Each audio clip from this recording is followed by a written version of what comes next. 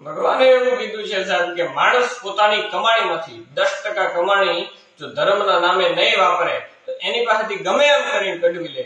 અને ભગવાનને ઈ આવડે છે, ભગવાન પાસે ઈ આવડત છે કે જો તમે 10% તમારી કમાણીમાંથી 10% ધર્મના નામે નહીં વાપરો તો ભગવાન ગમે એમ કરીને કઢાવી લે છે। એનો તમને દાખલો આપું કે ગામડા ગામમાં એક જ ઘરે બે મંદિર, એક મંદિર ભોળાનાથનું છે ને એક હનુમાનજી મહારાજનું છે, અને ગામમાં એક ના એક બ્રાહ્મણ છે।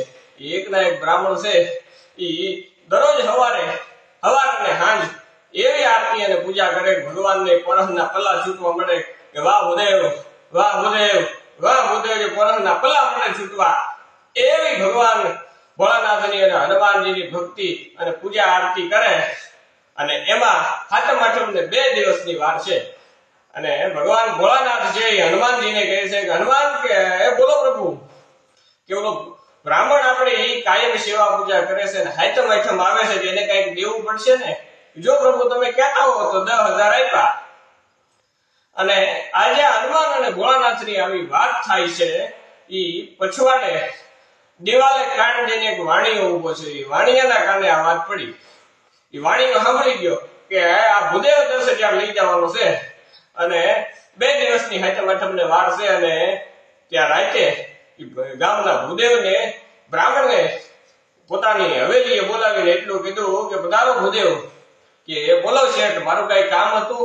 કે કામ તો એટલું જ હતું કે 2 દી પછી સાતમ આઠમ છે। કે હા સાતમ આઠમ છે કે તો તમને ઘણી ભિક્ષા મળશે ને? કે હા, હું એકનો એક બ્રાહ્મણ છું આ ગામમાં અને ભગવાનની દયાથી ગામ બહુ મોટું છે એટલે ભિક્ષા તો ઘણી મળશે, પણ તમે મને અહીંયા શું કામ બોલાવ્યો ઈ તમે મને વાત કરો। કે હું તમને 5,000 રૂપિયા આપું પણ મારી એક શરત છે, હું એક 5,000 રૂપિયા તમને આપું, તમારે સાતમ આઠમમાં જે કાંઈ ભિક્ષા મળે એ બધી મને આપી દેવાની। કે કાંઈ વાંધો નહીં બાપા, તો ઈ 5,000 તમારે અત્યારે આપવા પડે। કે કાંઈ વાંધો નહીં, શેઠાણીને હાથ કરીને એટલું કીધું કે સાંભળ્યું કે હા તિજોરીમાંથી 5,000 નો ડટ્ટો લાવવાના ભૂદેવને આપી ગયો અને 5,000 નો ડટ્ટો લાવી અને ભૂદેવને આપી દીધો। ભૂદેવ નીકળી ગયા અને સાતમ આઠમ આવી, સાતમ અને આઠમ 2 દિવસ ગામમાં આવી ભૂદેવ ફર્યા અને જે કઈ થેલીમાં દક્ષિણા આવી એ શેઠને આપી દીધી અને એટલું કીધું લ્યો શેઠ, આ જે કઈ દક્ષિણા આવી એ આ બધી આ થેલીમાં છે। અને પછી ભૂદેવ વયા ગયા અને શેઠે થેલી ખોલીને તો મૂળ 500 રૂપિયાની વસ્તુ નીકળી।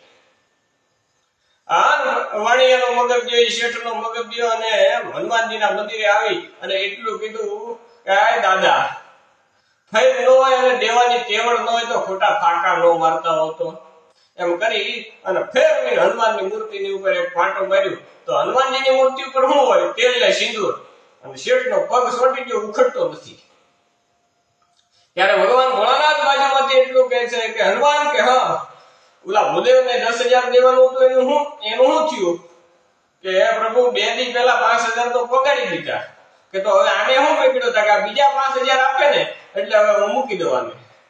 એટલે તમને બધાને 2 હાથ જોડી અને મારી ગર્ભ પ્રાર્થના છે કે તમારે જો સુખી જીવન જીવવું હોય તો સાહેબ તમારી પોતાની કમાણીમાંથી 10% કમાણી ધર્મના નામે વાપરજો। ક્યારેક આપણા પૂર્વજોને યાદ કરજો સાહેબ, આપણા બાપ દાદાએ સતીયુગમાં આપણા બાપ દાદાએ ધર્મને બચાવવા માટે માથા દીધા છે અને આ કળિયુગ છે, આ કળિયુગમાં ધર્મને બચાવવા માટે આપણે ખાલી રૂપિયા દેવા પડે છે। એ માટે તમને બધાને મારી કરબદ્ધ પ્રાર્થના છે કે તમારી પોતાની કમાણીમાંથી વધારે નહીં સાહેબ 10% ધર્મના નામે સમાજના નામે વાપરશો ને તો ભગવાન તમને એના 10 ગણા કરી અને 2 વર્ષે તમને 10 ગણા કરી અને આપશે, એની ગેરંટી હું આપું છું સાહેબ। બોલીએ મહાદેવ કી જય।